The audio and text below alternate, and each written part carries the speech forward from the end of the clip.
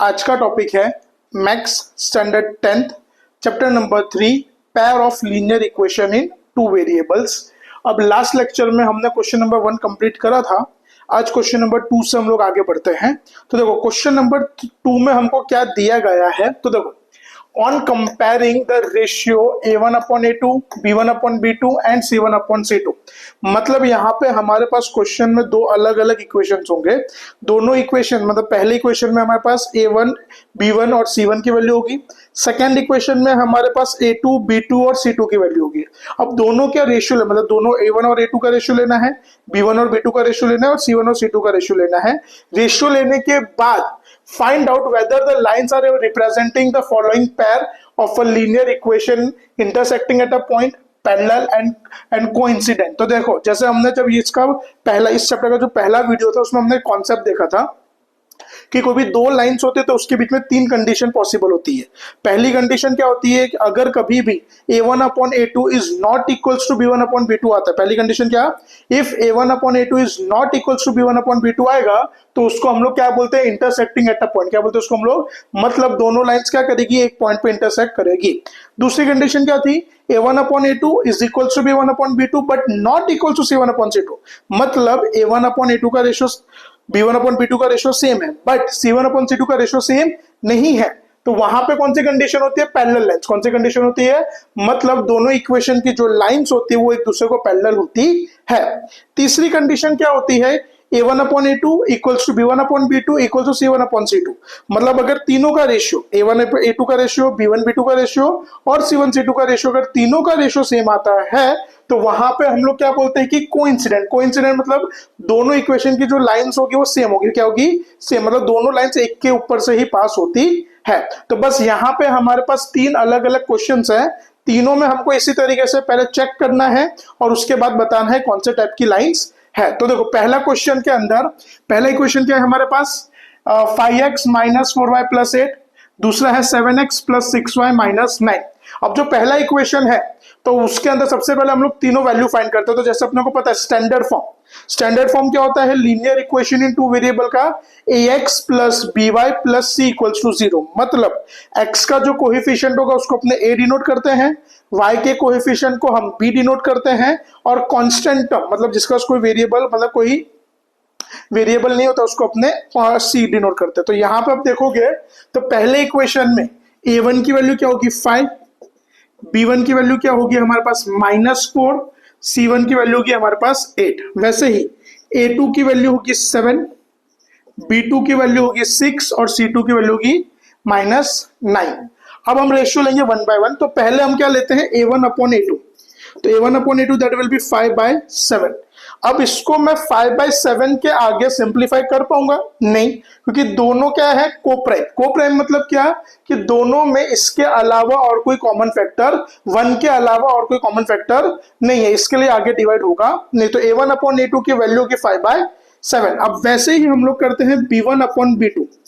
तो यहाँ पे b1 की वैल्यू क्या है -4, b2 की वैल्यू क्या है -6। तो देखो 2 4 और 6 तो दोनों 2 के डबल में आते हैं, तो दोनों किससे 2 से कट होंगे, 2 से कट होंगे मतलब -3 और ये होगा -2 अपॉन 3। क्या होगा, -2 अपॉन 3। अब देखो a1 अपॉन a2 की वैल्यू क्या है 5/7, b1 अपॉन b2 की वैल्यू क्या है -2/3। क्या दोनों की वैल्यू सेम आ रही है, नहीं। तो here a1 upon a2 is not equals to b1 upon b2। अब जैसे मैं आपको स्टार्टिंग ऑफ द वीडियो बताया कि अगर a1 अपॉन a2 इक्वल नहीं होगा तो लाइंस कैसे होगी, intersecting. So lines are intersecting at a point. तो दोनों लाइंस क्या होगी बेटा, कोई भी एक सिंगल पॉइंट पे इंटरसेक्ट करेगी और जो पॉइंट पे इंटरसेक्ट करेगी उसको इसका सॉल्यूशन ऑफ द इक्वेशंस बोलते हैं। सेकंड देखो, चलो सेकंड के अंदर पहला इक्वेशन क्या है हमारे पास 9x प्लस 3y प्लस 12, दूसरा है 18x प्लस 6y प्लस 24। तो पहले a1 a2 वैसे अपना आइडेंटिफाई करेंगे। तो देखो यहाँ पे a1 क्या है हमारे पास 9, b1 क्या है हमारे पास 3, c1 क्या है 12, a2 क्या है हमारे पास 18, b2 क्या है 6 और c2 क्या है हमारे पास 24। तो सबसे पहले a1 अपॉन a2, तो a1 अपॉन a2 मतलब 9/18, तो 9 और 18, तो 9 1 9 2, so a1 upon a2 will be equal to 1/18। 2। अब वैसे ही b1 अपॉन b2 करेंगे हम लोग, तो b1 अपॉन b2, तो b1 की वैल्यू क्या है, यहाँ पे 3 है, b2 की वैल्यू क्या है 6, तो 3/6 दैट इज ऑल्सो 1/2, ये भी कितना होगा हमारा 1/2। फिर वैसे ही c1 अपॉन c2, तो c1 की वैल्यू 12, c2 की value 24, so 12 upon 24 that is also 1/2। तो अब यहाँ पे आप देखो a1 अपॉन a2 की वैल्यू क्या है 1/2, b1 अपॉन b2 की वैल्यू क्या है 1/2, c1 अपॉन c2 की भी वैल्यू क्या है 1/2। तो यहाँ पे क्या हो रहा है, here a1 upon a2 is equals to b1 upon b2 is equals to c1 upon c2। अब तीनों का रेशियो सेम आता है तो लाइंस क्या होते हैं, coincident. So lines are coincident, तो लाइंस कैसे होगी यहाँ पे हमारी कोइंसिडेंट, मतलब हमारी तीनों लाइन यहाँ पे सेम हो, दोनों लाइन यहाँ पे हमारी सेम होती है। नेक्स्ट क्वेश्चन देखो, लास्ट क्वेश्चन इसी में का। अब इसके अंदर देखो पहला इक्वेशन है 6x माइनस 3y प्लस 10, दूसरा है 2x माइनस y प्लस 9। तो सबसे पहले a1 को क्या लेंगे 6 लेंगे, b1 को क्या लेंगे -3, c1 को लेंगे 10, a2 को लेंगे 2, b2 को लेंगे -1। देखो यहाँ पे खाली y लिखा है, y के आगे कोई भी कोएफिशिएंट नहीं है तो उसको हम लोग 1 कंसीडर करते हैं, और c2 को हम लोग लेंगे 9। तो सबसे पहले 1/1 रेशियो लेंगे, a1 अपॉन a2, तो 6 अपॉन 2, तो 6 अपॉन 2 मतलब क्या होगा 3/1 यानी 3, दोनों को 2 से कट कर दो क्या बचेगा 3। फिर b1 अपॉन b2, तो यहाँ पे b1 की वैल्यू क्या है -3 अपॉन -1, तो माइनस माइनस कट हो जाएगा तो 3/1, तो 3/1 वो भी कितना होगा 3। फिर क्या c1 अपॉन c2, तो 10 अपॉन 9। अब 10 और 9 का यहाँ पे कोई कैलकुलेशन पॉसिबल नहीं है क्योंकि दोनों में कोई कॉमन फैक्टर आता नहीं है। Sorry here a1 upon a2 is equals to b1 upon b2 but not equals to c1 upon c2। देखो a1 अपॉन a2 की वैल्यू 3 है, b1 अपॉन b2 की वैल्यू भी 3 है, बट c1 अपॉन c2 की वैल्यू 3 नहीं यार, उसकी वैल्यू उसके अलावा आ रही, तो क्या लिखेंगे a1 upon a2 equals to b1 upon b2 but not equals to c1 upon, तो यहाँ पे कौन सी कंडीशन होगी, सो लाइंस आर पैरेलल, यहाँ पे लाइंस क्या होगी पैरेलल, मतलब ये दोनों लाइन एक दूसरे को कभी भी इंटरसेक्ट करेगी नहीं और सीधी सीधी पास हो जाएगी। तो क्वेश्चन नंबर 2 यहाँ पे खत्म होता है। क्वेश्चन नंबर 3 देखते हैं। अब हम देखते हैं क्वेश्चन नंबर 3। अब देखो क्वेश्चन नंबर 3 में क्या दिया है, on comparing the ratios a1 upon a2, b1 upon b2 and c1 upon c2। तो यहाँ पे अपने को वापस जैसे क्वेश्चन 2 में हमने रेशियोज कंपेयर करे थे, यहाँ पे भी हमको वापस रेशियो कंपेयर करने हैं। Find out whether the following pair of linear equations are consistent और इनकंसिस्टेंट। अब देखो यहाँ पे आपको नवी चीज देखने को मिले, कंसिस्टेंस और इनकंसिस्टेंट। तो देखो हमको पता है कि 3 टाइप के सॉल्यूशंस होते हैं, कौन कौन से, यूनिक सॉल्यूशन, नो सॉल्यूशन और मैनी सॉल्यूशन। कौन कौन से होते हैं, यूनिक सॉल्यूशन, नो सॉल्यूशन और मैनी सॉल्यूशन।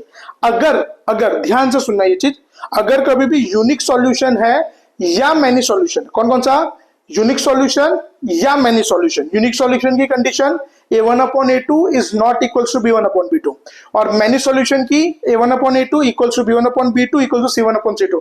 अगर ये दोनों में से कोई भी सॉल्यूशन आता है तो उसको हम बोलते हैं कंसिस्टेंट, बोलते हैं क्या बोलते हैं उसको हम लोग, कंसिस्टेंट। मतलब वहां कंसिस्टेंट मतलब वहां पे हमको x और y की कोई ना कोई एक पर्टिकुलर वैल्यू मिल ही जाएगी।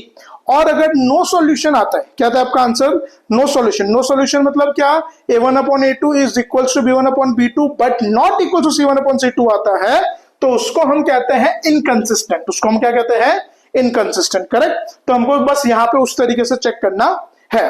अब यहाँ पे आपको एक और चीज सीखने को मिलेगी, जैसे इक्वेशन क्या है हमारे पास, 3x plus 2y equals to 5, दूसरा है 2x minus 3y equal to 7। अब कभी भी इस तरीके से आप रेशियो निकालोगे तो सबसे पहले आपको चेक करना है कि आपका इक्वेशन स्टैंडर्ड फॉर्म में है या नहीं। स्टैंडर्ड फॉर्म का मतलब जितने भी टर्म्स है, जैसे x का टर्म, y का टर्म, कांस्टेंट टर्म, जितने भी टर्म्स है वो सारे एक साइड होंगे और दूसरे साइड क्या होना चाहिए, 0 होना चाहिए। तो यहाँ पे देखो x का टर्म, y का टर्म एक साइड है बट कांस्टेंट टर्म वो साइड है। तो सबसे पहला काम हमारा क्या रहेगा, कांस्टेंट टर्म को ये साइड लाना। सबसे पहला काम क्या होगा हमारा, कांस्टेंट टर्म को ये साइड लाएंगे और इक्वल टू साइड 0 लिखेंगे। तो देखो पहले क्या होगा, 3x प्लस 2y प्लस 5 आएगा तो क्या हो जाएगा -5 इक्वल्स टू 0। तो ये हो गया हमारा स्टैंडर्ड फॉर्म। वैसे ही इसका भी स्टैंडर्ड फॉर्म करेंगे, 2x माइनस 3y +7 आएगा तो क्या हो जाएगा -7 इक्वल्स टू 0। तो ये दोनों इक्वेशन क्या हो गए हमारे स्टैंडर्ड फॉर्म में आ गए। अब हमको यहाँ पे इसका रेशियो लेना है। तो पहले इक्वेशन में से वैल्यू देखो, A1 3 होगा, B1 2 और C1 -5। वैसे ही A2 2, B2 -3 और C2 होगा -7। तो सबसे पहले हम करेंगे A1 अपॉन A2। तो A1 अपॉन A2 मतलब क्या होगा 3/2। इसके आगे कोई कैलकुलेशन पॉसिबल नहीं है। फिर हम करते हैं B1 अपॉन B2। तो B1 क्या है हमारे पास 2 अपॉन -3, तो ओवरऑल होगा -2/3। ओवरऑल क्या होगा हमारा -2/। अब देखो यहाँ पे A1 अपॉन A2 की वैल्यू क्या है 3/2 है, B1 अपॉन B2 की वैल्यू क्या है -2/3। मतलब दोनों की जो वैल्यूज है अलग अलग आ रही है। अब अगर कोई भी रेशियो आप निकाल रहे हो, पहले ही A1 और A2, A1 अपॉन A2 और B1 अपॉन B2 का रेशियो अलग आ जाता है, सेम नहीं आता है, तो आपको C1 अपॉन C2 करने की जरूरत नहीं, आप डायरेक्टली लिख सकते हो here A1 upon A2 is not equals to B1 upon B2। अब ये नॉट इक्वल है यानी ये कौन सा होगा यूनिक होगा, और यूनिक किस में आता है कंसिस्टेंट में। सो it is consistent, so it is consistent, correct. चलो नेक्स्ट देखो बेटा, सेकंड नंबर। सेकंड में क्या दिया अपने को 2x minus 3y equals to 8, दूसरा है 4x minus 6y equals to 9। Same, सबसे पहले स्टैंडर्ड फॉर्म में कन्वर्ट करेंगे, जो 8 वो इक्वल टू वो साइड उसको पहले ये साइड लेके आएंगे। तो 2x माइनस 3y प्लस 8 आएगा तो बेटा -8 equals to 0। 4x minus 6y plus 9 आएगा तो -9 इक्वल्स टू 0। अब यहाँ पे A1 कितना है 2, B1 है -3, C1 है -8, A2 है 4, B2 है -6, C2 है -9। तो सबसे पहले क्या करा जाएगा A1 अपॉन A2। A1 की वैल्यू क्या है 2, A2 की वैल्यू है 4, तो 2/4। तो यहाँ पे दोनों कट होके क्या बचेगा 1/2। तो A1 अपॉन A2 की वैल्यू क्या आ रही है हमारी 1/2। फिर वैसे ही B1 अपॉन B2 -3 अपॉन -6, तो माइनस माइनस कट 3/6, तो 3/6 यानी ये कितना होगा हमारा 1/2, ये कितना होगा हमारा 1/2। और लास्ट में देखो C1 अपॉन C2 -8 अपॉन -9, तो ये होगा 8 अपॉन 9, माइनस माइनस कट हो जाएगा तो क्या होगा 8 अपॉन, इसमें इसके आगे कैलकुलेशन होगा नहीं। So here A1 upon A2 is equals to B1 upon B2 but not equals to C1 upon C2, but not equals to C1 upon C2। तो ये नो सॉल्यूशन है, और नो सॉल्यूशन क्या होता है, सो इट इज इनकंसिस्टेंट। ये क्या होगा हमारा इनकंसिस्टेंट होता है। क्वेश्चन नंबर 3 की ओर बढ़ते हैं हम लोग। अब देखते हैं क्वेश्चन नंबर 3। तो क्वेश्चन नंबर 3 में हमारे पास इक्वेशन क्या है 3/2x plus 5/3y equals to 7। Second equation है 9x minus 10y equals to 14। तो यहां पे सबसे पहले जो पहला इक्वेशन है उसको हम लोग प्रॉपरली स्टैंडर्ड फॉर्म में कन्वर्ट करेंगे। प्रॉपरली मतलब यहाँ पे पहले एलसीएम लेंगे, फिर 7 को ये साइड लेके आते हैं। तो देखो 2 और 3, तो 2 और 3 का एलसीएम क्या होता है 6। 2 को किससे मल्टीप्लाई करेंगे 3 से, और 3 को किससे 2 से। तो सिंपली 3 3 जा 9, 5 2 जा 10 अपॉन 6 इज इक्वल्स टू 7। अब सिंपली 6 ऊपर जाएगा तो 9x प्लस 10y, 7 6 42। अब प्लस 42 आएगा तो क्या होगा -42 इक्वल्स टू 0। तो बोलो यहां तक किसी को कोई डाउट। अब सेकेंड इक्वेशन देखो, इसको भी स्टैंडर्ड फॉर्म में पहले करेंगे 9x माइनस 10y प्लस 14 आएगा तो क्या होगा -14 इक्वल्स टू 0। अब सबसे पहले देखो यहाँ पे A1 की वैल्यू क्या होगी 9, B1 कितना होगा 10, C1 कितना होगा -42। वैसे ही A2 कितना होगा 9, B2 कितना होगा -10 और C2 कितना होगा हमारा -14। अब ध्यान दो जरा, अब हम लोग रेशियो लेते हैं A1 अपॉन A2। A1 की वैल्यू है 9, B1 की वैल्यू भी कितनी है हमारे पास 9, सो A2 की तो 9 अपॉन 9 तो कितना होगा 1। B1 अपॉन B2, B1 की वैल्यू कितनी है 10, B2 की वैल्यू कितनी है -10, तो +10 -10 डिवाइड करेंगे तो -1 आएगा। अब यहाँ पे अब देखो A1 अपॉन A2 की वैल्यू 1 है, B1 अपॉन B2 की वैल्यू -1, तो दोनों की वैल्यू सेम नहीं आ रही, दोनों की वैल्यू कैसी है अलग अलग है। तो इसका मतलब यहाँ पे हमको आगे C1 अपॉन C2 करने की जरूरत नहीं है। तो हम लिख सकते हैं here A1 upon A2 is not equals to B1 upon B2, so it is, अब यूनिक है, यूनिक यानी क्या होता है हमारा consistent, so it is a consistent, बराबर।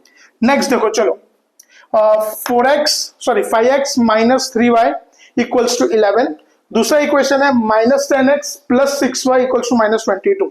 तो सबसे पहले इसको हम स्टैंडर्ड फॉर्म में कन्वर्ट करेंगे। तो जो 11 है प्लस 11 आएगा तो माइनस, तो 5x minus 3y minus 11 equals to 0।